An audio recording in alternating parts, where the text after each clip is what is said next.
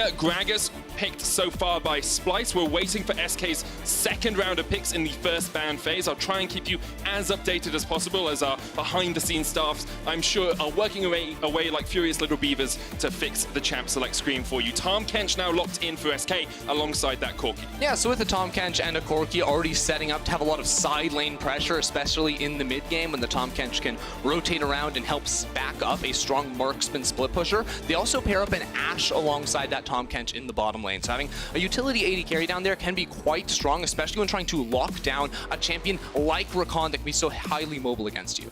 Yep, getting the Tahm Kench AShe, as you say, very safe into Xayah Rakan, but Xayah Rakan, one of the strongest 2v2 dueling bottom lanes in the league. Splyce now have that alongside Gragas as their assumed jungler as we get into the second ban phase. They're looking to see what they want to remove from the pool right now. Yeah, so I'm thinking Selfmade wants to get himself on something. I'd love to see the Xerxe personally, but any sort of strong level 2 jungler, whether that could be Jarvan or Lee Sin, you can get in the face of that Gragas in the early game. It typically needs to wait till level 3 before he really does come online, and using champions along those lines, Selfmade could try to get the game going well early for SK. It definitely could. We are now very thankful, of course, to our backroom staff to get the champion select on our screens. Kennen removed, Aurelia taken away here by SK, Vladimir taken away by Splyce, so Sacre won't get his hands on that today. That top lane pool is getting smaller and smaller by the moment, Ender. It definitely is, and that brings my eyes to the Gangplank pick, especially for Vizicsacsi. We've seen it as a relatively safe, blind pickable option, but also when you have a Xayah Rakan on your team,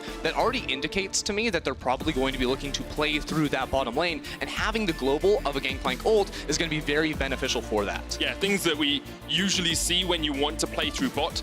The global pressure from top lane, Gangplank, Shen, those are your two big options. Sometimes even things like Twisted Fate in the mid lane to get down towards that bottom side of the map. Splyce immediately locking the Gangplank. Great prediction there, Ender. And we'll see where SK decide to go to try and counter some of this probable bot lane dive. Yeah, and this Gangplank has been one of Vizicsacsi's top performers over the last few weeks here. Looked very strong on this champion, being set up to play a weak side top lane champion to really focus down on that bottom half. So again, I think for Selfmade in particular, a Jarvan, a Xerxe, stronger early game junglers would be my go-to pick for that. Instead, it is going to be the Sejuani. So now SK Gaming have a lot of this long range, hard engaged tools that could force cleanses or QSSs from Splyce. We'll see how well they use those in the game. Crownshot, of course, Selfmade made his name on the Sejuani when he first came to the LEC stage all the way back at the start of the year.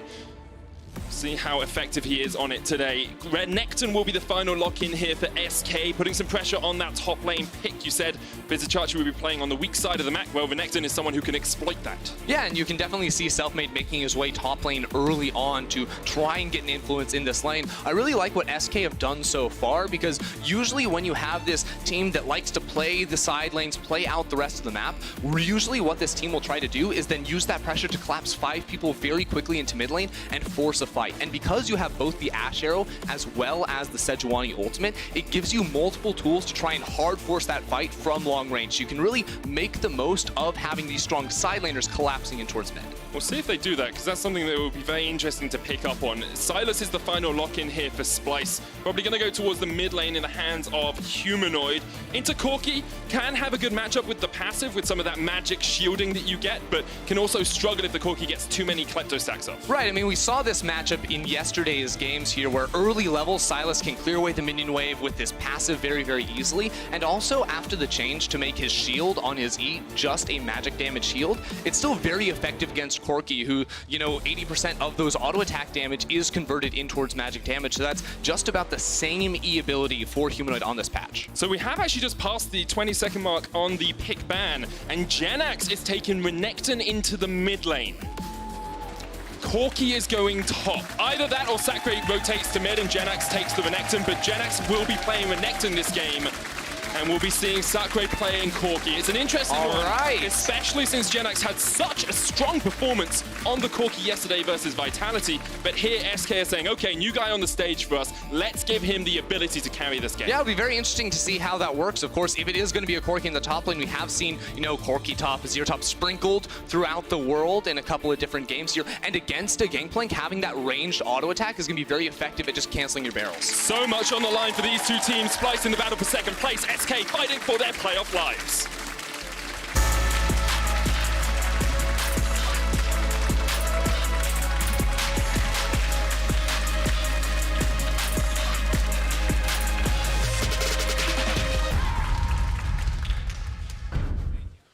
On to Summoner's Rift for the first game of the day. Only 3 games left for all of the teams in the league, and every single one counts.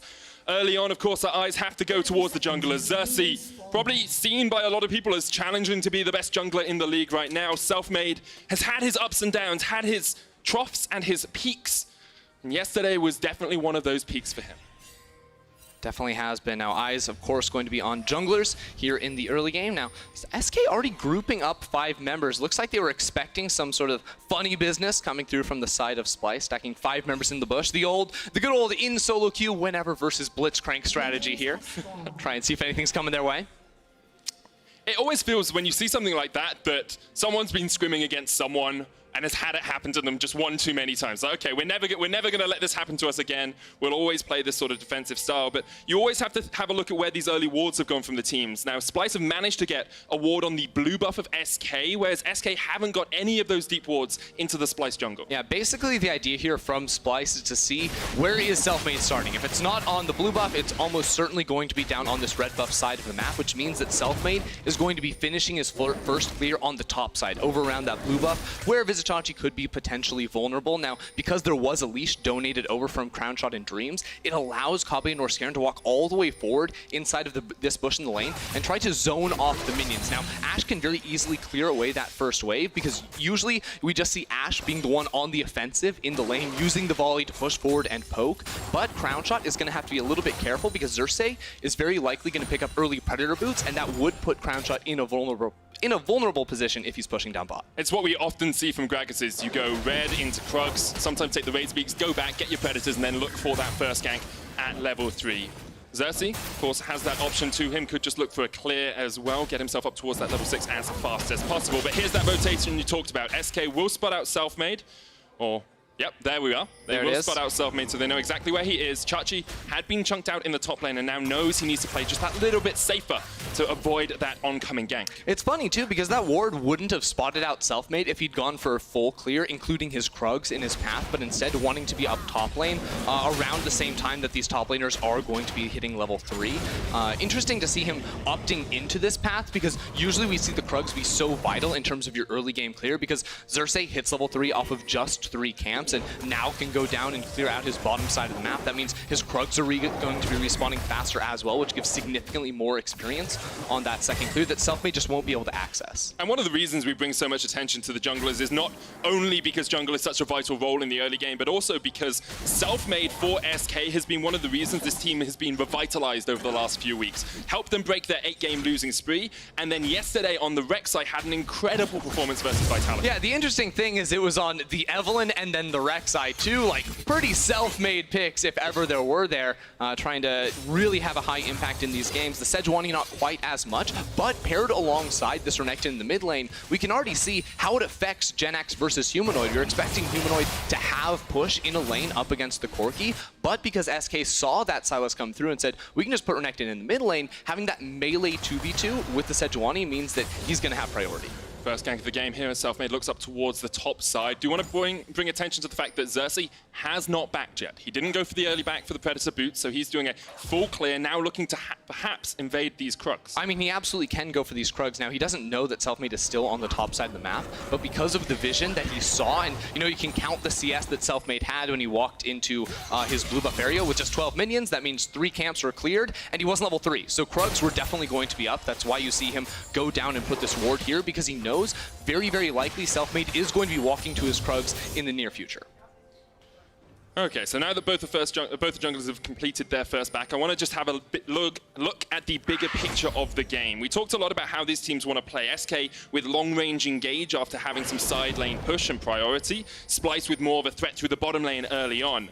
But in terms of big picture, do we look at these teams and see a certain scaling advantage? Or do we say this team's on a clock, this team's on a timer? Or do they both work well as the game progresses? Yeah, I don't think either team is necessarily on a timer. You know, you look at SK, they have strong teamfight initiation tools as well as double marksman, which is always going to be very strong. And then Splyce, they have Kobbe on a Xayah, as well as Humanoid, which, you know, once you get level 16, the ultimate, while not as low of a cooldown as it was on release, is still going to be very, very low. And you have a Gangplank too, so you do have a lot of tools either way. way. I just think it's different ideas in how these teams want to play out, because Splyce have a much more clear entrance into a team fight, I feel, using a Gangplank ultimate to start it off from long range, the Gragas, the Rakan in the bottom lane. You have very clear tools, whereas SK are going to be playing much more off of numbers advantages using globals like the package and the Tahm Kench ultimate.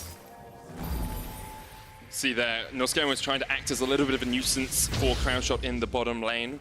We'll see if your predictions come to fruition later on, by the way, Ender. And Crownshot has a slight CS advantage here with the teleport. Cleanse on Kobbe because of that long-range engage we talked about means that he's not going to be able to get back to the lane too quickly, and expect Crownshot and Dreams to continue to push this pressure up. Level 6 is the point that Kobbe and Norskeren will be waiting for, because until then, you really can't threaten Tahm Kench too much.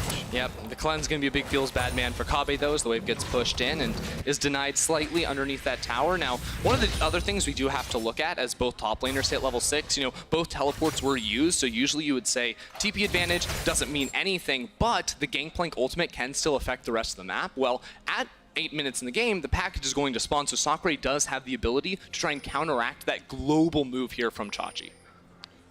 Definitely has that ability. I was just paying attention to Dreams in the bottom lane. He switched to teleport off his unsealed spellbook as well, so he's actually back in that lane very quickly, which means Crownshot doesn't have to give up too much pressure. But Xerxe's on the bottom side of the map, maybe looking for a gank. Dreams and Crownshot will put a control ward in the Ocean Dragon Pit, and now we'll be aware of the general locale of Xerxe. Yeah, we can see a difference based on that first clear. Xerxe hitting level 6 faster than Selfmade. Will be slightly delayed. Xerxe also got that extra Scuttle Crab, so that'll definitely be in his favor, but Selfmade doesn't have any camps up to clear right now and is still stuck on level 5, which is going to mean any sort of play around the bottom lane, while he can back up his lane and push out, it's not going to be very likely he can find that kill. He's coming down towards the bottom side now, maybe trying to leech just that level 6 of XP. Crownshot and Dream still 5. Selfmade still at 5 as well. The engage coming in. Norskeren and Kobbe looking forward, and they've baited him quite well. Ignite down on Crownshot. Selfmade here in time. Norskeren tries to flash away, but already first blood. Selfmade takes it, hits 6, hits his mark, and 2 are down in the bot lane. Beautiful play there from Selfmade, knowing apparently that Kobbe and Norskeren were playing aggressively, were stepping forward for these types of trades. Ticks over to 6 in the middle of the fight for the kill as well, but now Humanoid wants to go on Jenax. Jenax going to pop the dominance, trying to get away from Xerxe and Humanoid. Xerxe has the flash. Body slam doesn't use the flash. Here comes the Abyssal Voyage. Jenax can turn this one around. Cask used to knock back SK, but SK still fighting back against Splyce right now. Yeah, now that might still be a very effective play there from Splyce, because SK, it looked like we're trying to start up the Ocean Drake. Now, because of the time they spent in mid lane, he's going to go for play. Not too effective when you get stunned up. He's still got flash. He's going to try and get away, but Selfmade there for the chase. Jenax flashes in. 3 on the board for SK. A 2,500 gold lead, and SK are coming out fighting. This is what we have needed to see from Selfmade all split, popping off in the early game. Now, 3 games in a row, he is stepping up for SK, already on the board with 3. So strong here from SK early on. You can see, we heard in EU Rising, a lot of them thought they were dead and buried. They thought they were out of the playoff race, but this sort of performance shows they have got up off the mat and they are still fighting. So again, this play is very difficult to pull off with the Sejuani at level 5, but as soon as Norskeren goes in, and then Kobbe not able to react in time with a flash away from Selfmade jumping forward, it is an easy kill, especially when you tick over to level 6 and can knock that down. Then they continue the play in the mid lane. Humanoid doesn't have a jungler backing him up when he's trying to push out this lane, whereas SK, they had the read. Both Selfmade and Dreams were there to make something happen.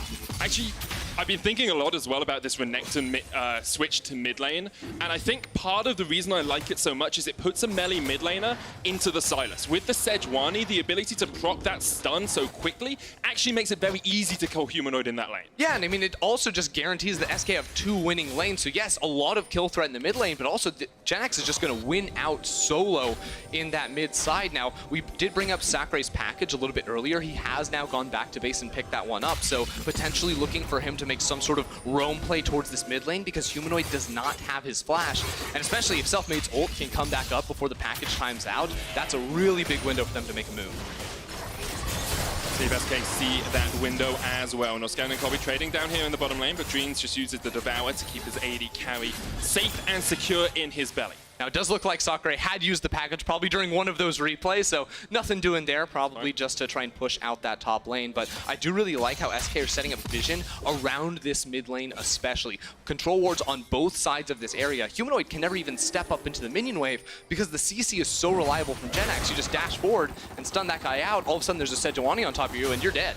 You can see Selfmade's actually using that priority to play down towards the bottom side. Xerxe's down here though. Dreams of Crownshot trying to survive. The arrow's been used. Selfmade there in time, and Xerxe caught up, stunned up, locked down. Selfmade on his second, but Norskeren and Kobbe will be able to answer with one. Selfmade has to dodge away, but Jenax on his way down. Norskeren and Kobbe may stay around for a little bit too long. They decide against it, they back away, and it's a 1-for-1 trade in the bot lane. Importantly there for Splyce, Kobbe was able to pull back the feathers and get the kill on towards Crownshot. So the damage from range was simply not there from SK to continue the fight and continue the chase down on towards Kobbe. That's a very important move from them, trying to get gold now onto their primary carry in this game. And it's the second time we've seen SK start up the Ocean Dragon, look to make that sort of earlier game Drake work out for them, and then have to react to something that Splyce have done. First time was a lot better for SK here.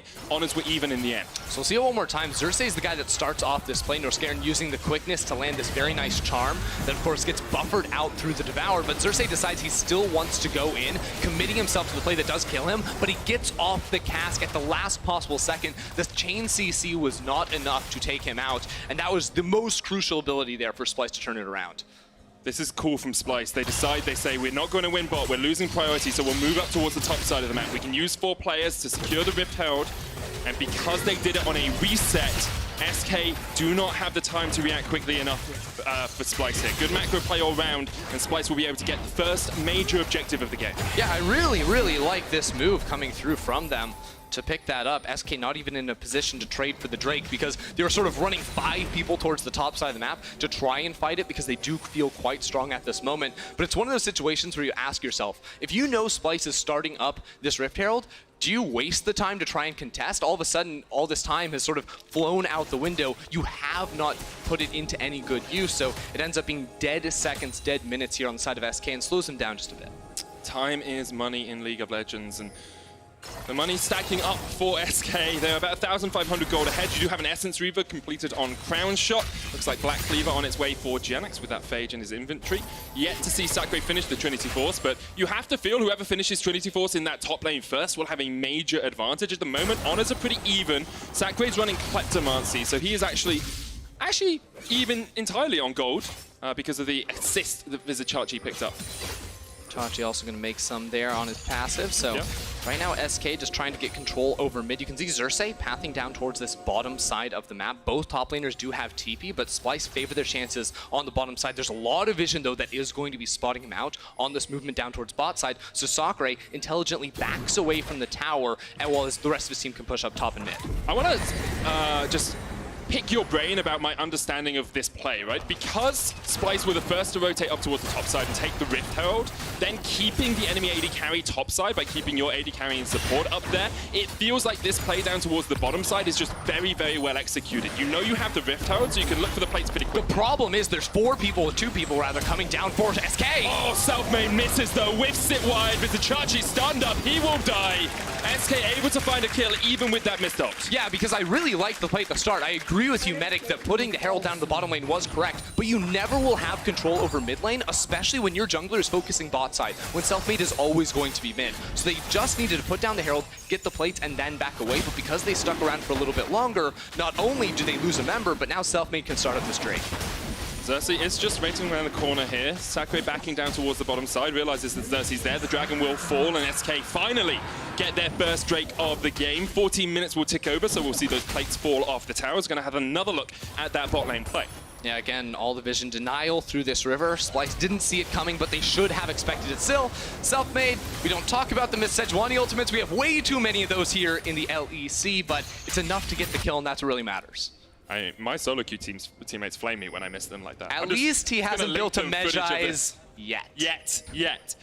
Only 1 extra plate worth of gold here for SK. They must have taken one and missed out on the gold, weren't in the effective range for it. So not a monumental advantage, but SK still ticking over the lead in this early game. About 2,000 gold ahead across the board. A Mountain Drake, the next point of focus for me. As always, you have to look to see which of those dragons are coming up. And SK just seem content at the moment, sitting on their heels, and I'm sure Splyce will be happy with that state of affairs. Yeah, I mean, we take stock of, you know, is are any spells down? Well, there's a flash on Selfmade, but that seems like it's just about it. There's no objectives really to play over with the Herald already being down 4 minutes on that next Drake. So it seems like it's going to be a little bit slow for the time being. Now, I feel like all the onus is on SK to make a play because they're always controlling mid lane, but Splyce just go top. There and going in with quickness, kind of Raj used. Dreams is knocked back. He sacrificed himself for his AD carry, goes golden for a moment, but eventually he'll fall. Kobbe secures it, and now 3 men strong. Splyce can look to push in this top lane, try and take that tower. Yeah, even with a lot of vision there, Xerxe goes in! The flash body slam, Crownshot flashes away, chase down, pops the stopwatch, and goes down afterwards. Those stopwatches just aren't doing anything for SK right now, just delaying their demise. Yeah, now SK must make a play here in the mid lane as they slowly lose control of this game. Chachi coming over to make sure he can clear away the minion waves as well. And you can see even Norskeren and Xerxe thinking about getting a potential collapse on towards that mid lane. A very nice move there from Xerxe to make that play top lane to get Splyce back in the game. And it's one of the reasons we praise Xerxe so often when we praise Splyce so often. They were 2K in the hole right there, and now they basically evened out the gold score when it was SK who were getting the deep vision. It was SK who were on the front foot. Splyce find that single avenue, that sliver of a window, and are able to strike back. Yeah, and they're also holding on to the majority of their summoner spells too. It was only Xerxe who lost his flash. While we were wondering where's the next play going to be, now it seems very clear that Splyce can continue to attack this duo lane. You can see again the global effect of that Gangplank ultimate from Chachi helping out as well, but the initiation from Norskeren truly was able to pick them up that kill.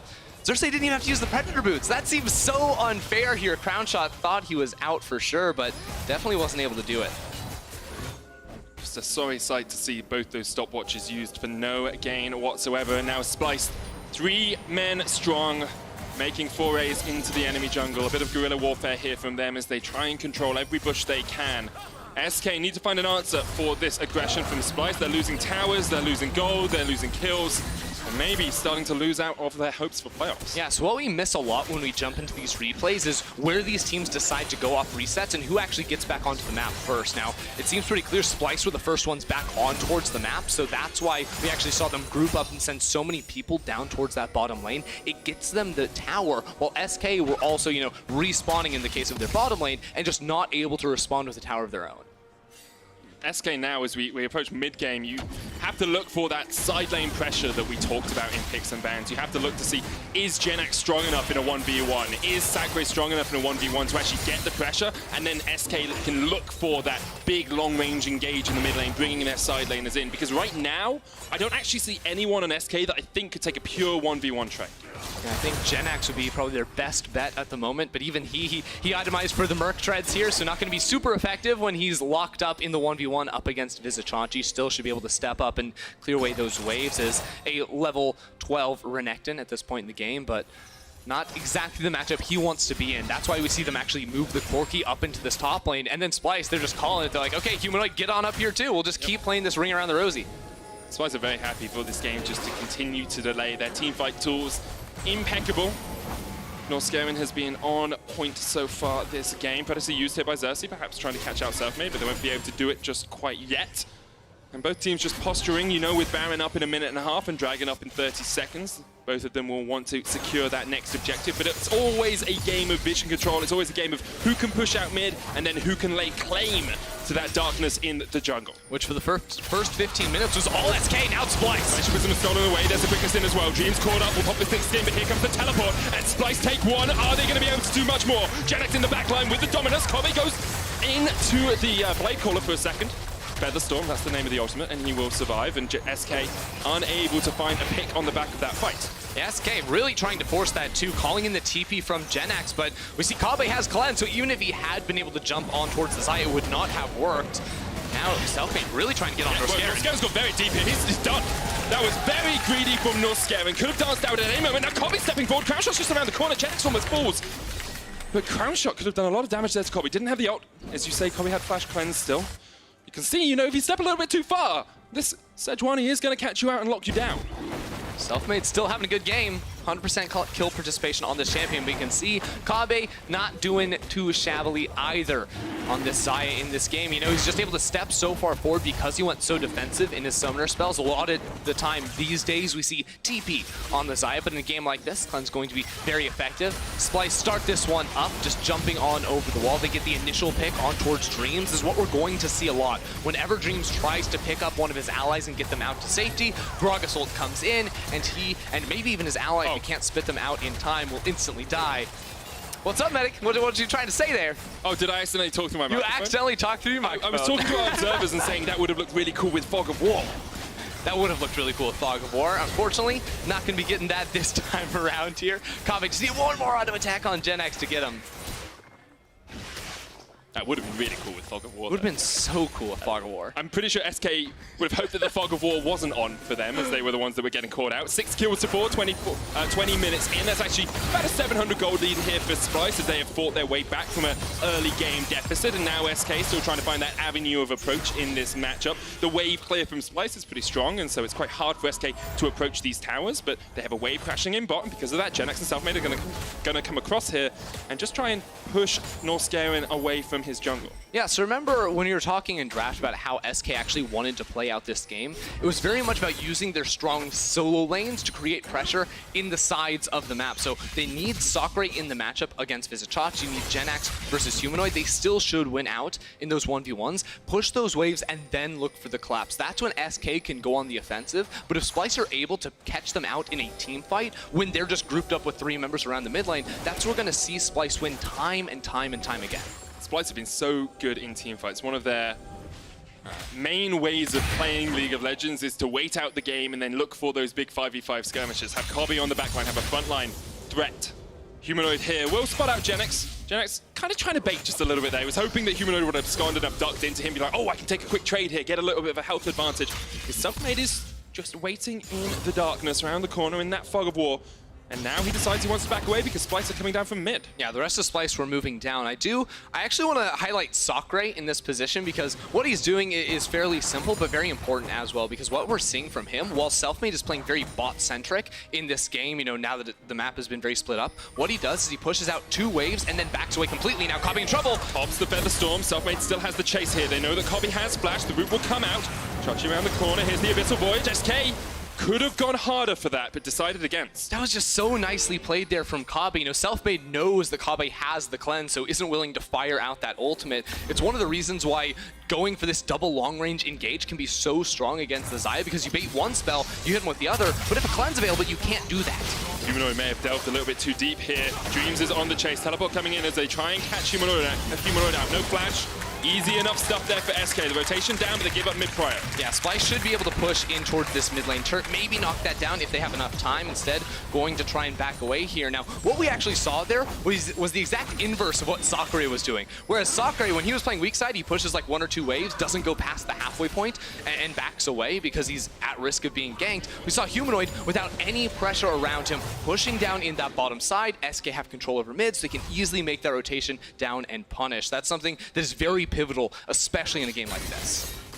It definitely is, and I think what we'll see as the game develops is one of those mistakes, one of those weak side mistakes actually impacting this game quite a lot, and maybe even winning the game for one of the teams. And it's actually a mistake we see fairly often from Splyce, you know, not just Humanoid, but whether it's Vizicsacsi sometimes getting caught in the side lane. It's one of the reasons why the game can slow down from them in the mid game, even when they don't have a lead, because they are getting picked off in transition or over pushing in a side lane without proper control. It is in team fights where they feel at home, but not when they're splitting up around the map. And now, as we see 2 to 3 items across the board, all these teams have hit those power spikes we talked about in pick and ban. Trinity Force on the Ashe alongside the Essence Reaver. Sacre looking down towards his bottom lane as he's got Infinity Edge. And here's Selfmade round the corner. Chachi's going to flash away. The lockup will come down and Sacre just puts a little bit more damage in with the Missile Barrage. Yeah, the rest of Splyce was on the way, so SK will back away, but now mid lane with 3 members, SK can go ahead and push for this tower because they made a play on the bottom side and drew so many Splyce members over towards that fight. SK able to pick up a quick objective. Always just about, it's the ebb and flow of pressure. And it's always so important to keep your eyes on the other side of the map. As a play-by-play caster, I like to look where the action is, but when you're thinking of the macro of League of Legends, always look where the fight isn't happening to see what's being impacted on the other side of the map. I just feel like SK are playing around their side lanes quite a bit better than SK now, and Humanoid picking up the AShe signals to me that they'd love to try and look for a fight. Remember, Xayah still has that ultimate available while he's clearing away minion waves in that bottom lane, and if they use an AShe ult to set up for Norskeren, there's a lot of tools here they can try to work with. But SK have a lot of tools to answer them. True. If a fight does happen, all you need is a good stun. Lockdown on Humanoid, lockdown on Xayah. The problem is you do have a lot of cleanse tools. Kobbe with the cleanse itself, there's the arrow dreams, just going to gobble up Crownshot, spit him out, and that's the ultimate down. Humanoid can't steal that AShe arrow for quite a while now. Yeah, seems like the engage not quite on the same page there from Splyce. If you want to make that play happen, you probably charge up the quickness so you can be able to flash and dash forward after that brief delay. Now, itemization-wise, SK feel really good about themselves right now. Jenax just finished off the Black Cleaver alongside Spear Shojin. They jump on Zora and Norskeren. I actually really like this play. Get rid of the engage tool, get him low. Arrow doesn't hit. Jenax was coming down from the top side. But even if SK don't get the kill on Norskeren there, getting him low actually makes it so hard for the Rakan to be that primary engage, to be that guy jumping onto the back line. Yeah, SK also playing off the timing of package there. Sacre had just gone back into base, Jenax had pushed top lane, so both soul laners trying to collapse on towards that middle lane. That's when they look for the engage. They weren't quite able to find it this time around, but it's something we're going to see them do more and more and more, especially because, as we talk about itemization, Sacre has now finished off his Infinity Edge next to that Trinity Force. It's so powerful in terms of a 2-item power point. And coming back to that side lane threat, we've talked about it so often. We set the expectation, and SK will have set that expectation for themselves. Push in the side lanes, then look towards that mid lane play. They tried to do it there, weren't quite successful, but keep your eyes for how Jenax and Sacre are moving in to join the rest of their team. And on the other side of things, Splyce, you might wonder, why doesn't Xerxe try to force that fight in the top lane? They could pick off Xayah, or rather Jenax, who's pushing very aggressively, but always going to be the threat of the Abyssal Voids to respond there. And Kai now, arrow goes on, hits onto Kobbe, he has to use the cleanse, jump onto the backline, hit by Selfmade, and Humanoid's not here for the fight yet. Jenax down to about half HP, the cannon barrage doing a lot of work. Splyce looking for the re-engage, they step forward, SK step back. It's a bit of a dance in the river here as neither team wants to tango quite yet. Humanoid gets the arrow, steals it away, the Devour uses, and Crownshot jumps back, Humanoid jumps in, he's so low! Jenax stuns him up, but he can't quite fall! And now Norskeren and Kobbe are going to step forward on the front line, Selfmade down! SK one man down! Can't fight any longer. The Abyssal Void used there by Dreams just to get back with the rest of his team, and Splyce come out on top. Humanoid playing to his absolute limits right there, living with just a sliver of HP, but he dashed forward to pick up the arrow from Crownshot to turn that into a winning fight after Splyce had used all of their primary engage. Now the teleport will come through from him. They have started up the Baron. They have the Mound Drake. It's going down quickly. Here we go. Less than half HP on that Baron. Norskeren trying to act to the bouncer. Think of Sacre, Crownshot, and Jenax. Jenax on the backline. Taking down one. Norskaren's fallen. Kobbe pops the Featherstorm. Jumps back into the pit. The Baron's down to 100 and there's 1-for-1 trade so far. Baron goes down. Secured by Xerxe, and now Splyce are looking for the fight. Humanoid down towards the bottom side. Getting taken out by Sacre. You have to think one more auto's enough. SK, will they go forward? They can step onto this fight if they wanted. Instead, Splyce will back away with the Baron. Through the entire fight, Kobbe had held on to his Featherstorm, so in the heat of the moment when Jenax jumps forward to try and take him down, he still has the defenses. It is him that gets caught at the start of the fight, but he used his cleanse to try and disengage around, to try and kite back away from Selfmade, who was taken down low. But then keep your eyes on Humanoid, who's going to dash forward to get in range to pick up that arrow, instantly cast it on towards the AShe. He knows he's not going to get that kill because the Devour will come through, but it will put SK in a position where they can then find the re-engage using the Rakan to jump forward. Just not quite enough damage coming out from Crownshot and Jenax in these fights. Sacre trying to do what he can as well. Let's have another look at this bit. Yeah, and then in this fight here, Kobbe, again, with the Featherstorm, so when Jenax flashes forward to try and jump on him, he kills Norskeren, but can't finish it off on Kobbe, who flashes behind the wall, also rooting a flashless Jenax, who then has no real good options. He tries to run into the pit to fight him down, but ultimately will just be a shutdown going into the hands of Vizicsacsi. And Humanoid acting as that front line, keeping Sacre from getting those missiles into the pit, from getting that AoE damage away.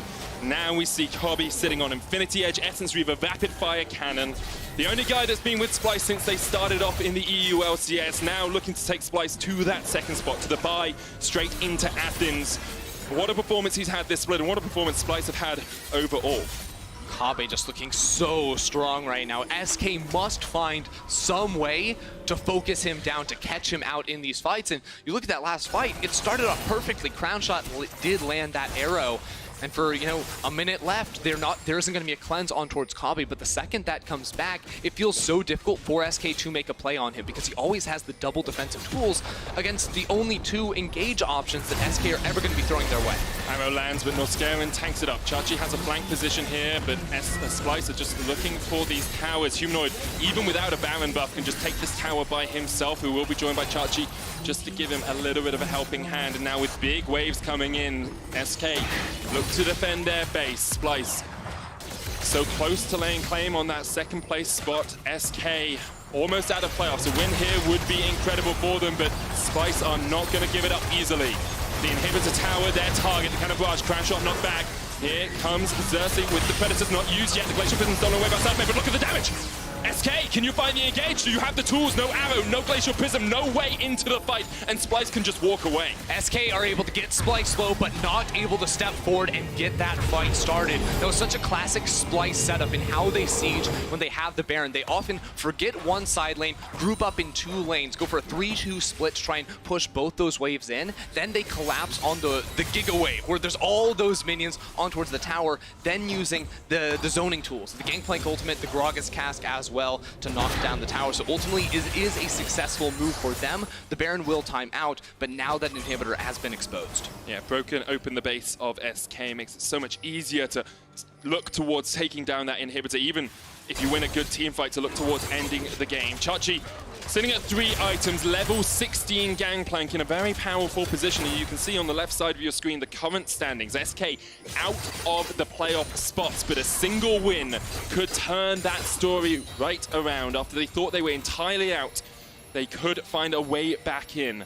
Splyce fighting with Fnatic for that second place. It's a very difficult road for them, but they play Fnatic next week, and you have to think that's going to be the deciding game in that battle for Athens. Yeah, Splyce just have to make sure they win out up until that game and then take down Fnatic. But right now, eyes set on the SK Nexus. Importantly, Flash is going to be coming up on Jenax very, very soon. Until he has that team fighting as Renekton, going to be very, very difficult. But for the Splyce bottom lane as well, those flashes going to be coming up very, very soon. So we're poised for this next fight around the Baron buff, where everyone's going to have all their summoner spells and outplays will be ready for the taking. There's a short time window here where Xayah is in the bottom lane, and you can see SK say, okay, we'll go. Glacial Prism lock up onto Norskeren. He gets away, though. You can just dance out of that. It's too easy when you have a Xayah, but can't you just battle dance your way to safety? SK thought they could catch Kobbe, but Norskeren was there in his way. Yeah, can you imagine that call too? When your AD carry has cleanse and an invulnerability ultimate, you're like, no, it's no problem. I'm going to jump forward. I'm going to tank it. Lasts through 2 of those hard CCs. Look at that Merc Tread purchase from Norskeren. A lot of times we'll see Rakan's either take cleanse or pick up a QSS against these types of champions, but he knows with just the Merc Treads, it's going to be enough to keep him alive. And now, because of that, Splyce just go, okay, well, we have the priority. We'll get the Ocean Dragon. The first one of the game for them matches out with SK. Splyce a 3,500 gold lead, and Baron on the cards in 45 seconds time. SK trying to posture around it, trying to gesture towards it, but now Humanoid have caught out Crownshot. Xayah there as well, the flash immediately burnt. Crownshot couldn't stay there for a second longer. It's a crucial spell that was just lost, though. The flash on Crownshot with just 30 seconds onto that Baron buff spawning. We were talking about how everyone was going to have those up. Now Norskeren is going to have easy access on towards the back line. SK are not going to be willing to commit to a fight around their jungle. It will be on this Baron in 20 seconds. The only saving grace for SK is you do still have the Tahm Kench, you have that Devour. If Crownshot's caught out, Dreams can gobble him up, but Splyce want to up the tempo. They want to keep the pace of this game rolling as they start to gesture towards the Baron. SK realize they have to answer in some way. Only one ward now controlled, caught out. Total darkness for SK as they step forward. Splyce could have started it. Who knows? You never know. They have. There is the Baron down to 11,000 HP. The arrow comes out, misses by a mile. Kobbe just dodged away from it, and now that's one tool down. Glacial Prism is available. Jenax trying to be on the backside of the pit, trying to get all the way around here on Splyce, and actually has a great flank. And now SK are looking forward. The stun lock. Look, he gets on Jenax. He gets onto Kobbe, but the Featherstorm used down towards the bottom side of the fight. Norskaren's low. Sacre doing what he can. Crownshot's down. Humanoid tanking up so much damage. He goes golden, but he will fall as well. And now it's a 2-for-2 trade. Splyce backing away towards the top side. SK fighting for their lives. Still 3 members alive on either side for SK. Sacre stands, so the damage, the backline threat will still be there. Splyce will be forced out of the river, and the Baron does not go down to either side. Get one more chance to look at this. Again, you called it the beautiful flank here from Jenax to just waste all of Kobbe's time. He flashes forward to get the stun. Kobbe will have to cleanse and ult through that. But then on the other side of the fight is where all the action happens, because Norskeren and Humanoid really tried to dive in. They were able to kill the flashless Crownshot, but Sacre stands up. He still has the red buff on him, so ultimately the fight cannot continue there for Splyce. And you can see the damage there from Sacre. Even if you catch out Crownshot, you take out the AD carry threat, there's another threat waiting in the wings, trying to take you out in these fights. Xerxe, huge on the Gangplank. Kobbe, still huge on the Xayah, even though he was the one that was locked down from the very start of the fight. 35 minutes in, 3,000 gold between these two teams, and both teams have shown us their team fight prowess, and I can't wait for this next battle around the Baron. This next fight going to be so clutch here. Now there's going to be 2 minutes on the flash from Kobbe. This is the chance where he only has one defensive tool, Selfmade and Crownshot. If they can throw out their skills properly, they could knock him down. They could give Jenax the ability to jump on towards him. Lando CC's first arrow is not going to connect though. Quickness has been used by Norskeren, that's a huge CC tool. Selfmade gets the stun, locks up Humanoid, but look at Kobbe! He's just free to rain hell upon SK, and now Selfmade has to back away. Oh, he flashes away from the battle, almost hit, there's the arrow. Only onto Dreams, he cleanses it away with the unsealed spellbook, but now the reset happens from Splyce. They know all of those tools are down for SK, and they can look hungrily towards that objective. Yeah, both Jenax and Sacre are resetting right now. They do have the teleports to get into this Baron pit. They are going to start coming in now, though. On the side, they won't have the flank, but the Baron's going down so fast. It's already almost down. Norskeren acts as the bouncer, and the Baron will go to Splyce. Now, what? It's a flank How TP. many Splyce can get out of there? Sacre with the flank TP. He's got the perfect position. Kobbe into the Featherstorm. Humanoid down towards the bottom side of the fight, and Sacre trying to do what he can, but Kobbe takes out one. The second shot to follow is Norskeren will go down as well. And now Splyce have to get out of here, have to get the hell out of Dodge, because they're being chased by an abyssal voyage. And the only voyage Xerxe will be taking now is one straight back to the fountain. 3 times for Splyce. They get the Baron, but SK are not done yet. SK routes Splyce out of the river, and now they have a minion wave up in the top lane. 36 minutes on the clock. The death timers are long. They're going to be trying to pushing. They're going to be waiting for the minions to come and reinforce them. The wave quite a way away in that top lane. 36 minutes on the clock, as you say, but Humanoid has a Baron buff pushing towards this inhibitor tower, and I think SK have just decided to reset. They don't think they can get to that inhibitor in time, and they know Humanoid was knocking on their base. I actually can't believe it. They're resetting all 4 members, not just a Sacre or a Crownshot. They're sending every single member back to base with death timers coming up, potential teleports on the other side, not willing to make it happen. Check out this Alienware replay, because it is SK that start off this fight. Notice the TP from Sacre coming in with the package. Doesn't get a lot done, but he baits the ulti out of Kobbe. Then, with Crownshot alive, dishing out so much damage, and Humanoid zoned on that bottom side of the team fight, SK are just able to funnel down 5 members straight toward the rest of Splyce. That flank TP could have saved SK's playoff hopes.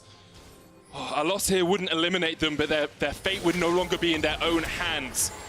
And I'm sure they want to be in control of their own destiny. Now Splyce stepping forward. This is an Elder Dragon. Splyce are looking to fight it. Yeah, Kobbe has 6 items now, QSS in the bank as well. He is the primary carry for Splyce. He's going to be the one running into the pit. Now they just get to take it free. Yeah, they do. The arrow comes out. His Xerxe, he uses the oranges, and it's K. Arrow stolen away, but Selfmade will tank it up. Jenax looking for the flank position, and now the Elder Dragon back on it. SK could try and just burn this one down. Xerxe's still there. The barrel comes out, and Xerxe does it! Once again, he steps up. He has had an impeccable split, and now he is fighting for Splyce. Look at the damage coming out from them. The Norskeren on the back line. SK can do nothing about it. Xerxe steals it, and Splyce take the game. Norskeren absolutely destroys SK Gaming with a 5-man quickness from over the Dragon Wall. Now Splyce, with still 1 minute on the Baron buff, are going to be pushing for the SK base.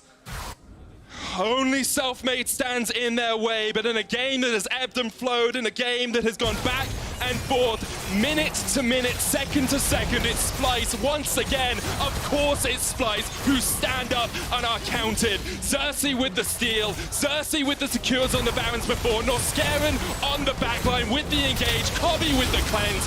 It's Splyce. it's always Splyce. They stake their claim on second place in the LEC.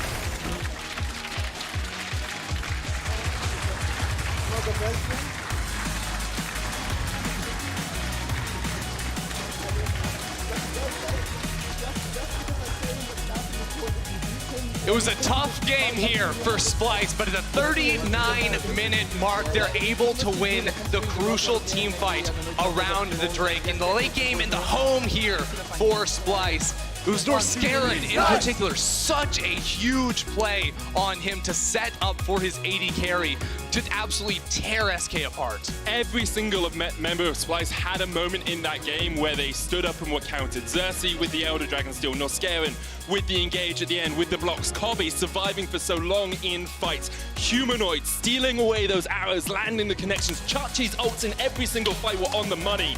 And this is why people are talking about this team, as someone will see in finals in Athens. This is why people are starting to get excited about Splyce. They are no longer the gatekeepers to the playoffs. They are now a playoff contender.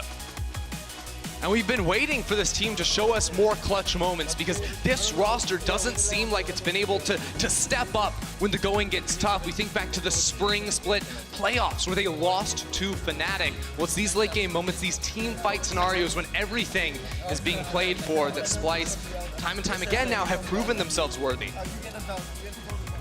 Impeccable performance by them. SK had some shining stars in that game. They had some incredible moments, some great team fights, some great catches, but it just wasn't quite enough on the day. You feel they faced anyone but Splyce. If they hadn't, like, anyone but perhaps Splyce and G2, maybe they would have been able to take that game by the scruff of the neck, but just because of the caliber of their opponents, they weren't quite able to make it over the line. Yeah, I think SK will be looking back on the season as one of disappointment after coming into the LEC and making playoffs in their first split, but ultimately picking up 2 wins recently and then really pushing Splyce to the limits here. They do have things to be proud of in this back half in the split. Definitely have, not out of playoff contention yet, but we'll see how the day progresses. We're gonna have another look at that final fight. You called it, Ender, Norskeren with the quickness. Yeah, that's what I want to see here, because he starts off this fight just running towards Jenax, gets the knockup, but then he makes this decision to try and enter the pit with Xerxe. He waits for the Zhonya's to come up, then dashes on in. That's 1 charm, 2 charm, 3 charm, 5 charm, with the double knockup onto the key carries of SK Gaming. Just a beautiful play there on the Rakan. His entrance, grand entrance as well, the W was on cooldown as he went in. He knew the timing, he knew how he'd get through towards that backline, land the knockup, land the charm. Very strong stuff all around from Norskeren. We're going to have a look at Key Player of the Game votes. You can go over to Twitter at lolesports is the tag you're looking for, and Xerxe, Kobbe, and Norskeren are your options. They all had great games. I don't know where I'd go. Yeah, I mean, this is a hard vote here, because Xerxe had the clutch Baron steals, really got Splyce in the early game, but then Norskeren and Kobbe in those late game team fights, absolutely menacing. Well, to hear more on that game, we're actually going to hand it over to Law, who is standing by with Realistic, SK's coach. Thank you, guys, and thank you for joining me and accepting this interview. I want to talk about the EU Rising video, the interview I had with Selfmade yesterday, because it makes me really sad to see players like this, especially since they improved over the split. And I mean, when I hear players not being optimistic, I just want to know, and I want you to talk to me about working in a difficult situation and cheering the team up, even if they don't believe in themselves. How did it go? I mean, obviously, we're a rookie roster, right? Even though we have the first split of experience. I'm a rookie coach myself, so I have a lot to learn. I am also dealing with players that have high aspirations, a high passion for the game, which means it's going to be harder to manage them in terms of egos and expectations and how they want to play the game and what kind of players they want to be. So partially the fault is obviously on me. But I trust in my players. I trust in them finding own ways on how they want to play, bring them to me, and then we can find a way where the team actually works together. And this is what we are trying to work on right now. Everyone comes in with ideas. I bring my own ideas, and then we try to implement them as a team, not just as individuals. I agree, and I want to give you some space to cheer them up now. The team made some improvements, so talk to me about the improvement SK made over the splits. From me personally, I feel like even despite the bad situations, players started picking up more and trying to push themselves and push those around them, which is really important to see. Obviously, it's not hard. It's not easy to deal with a hard situation like this. Jenax coming in was a big deal for us because he brings in a lot of passion, new motivation for the other players around him. Obviously, he wants to perform and he wants to do his best on stage. So just having him in the team helps out with the mood, and then it's much easier to actually work around with a new player as well. Anything you would like to say to the SK fans watching you? Because SK is one of the oldest orgs in League of Legends, so of course you have many, many fans. So is there anything you want to say to them right now? Just keep on cheering for us and for the players that you like, because they will end up being in a good spot at the end of the day. And yeah, that's pretty much it. Just they all have talent. We need to find a good system around them, and then eventually they will perform to the level you all guys expect them to perform at. And you're finding the new system already. Thank you very much, Realistic, for agreeing on this interview. We're going to take a short break, and coming back, it's going to be Schalke 04 versus Rogue. Don't go anywhere, guys.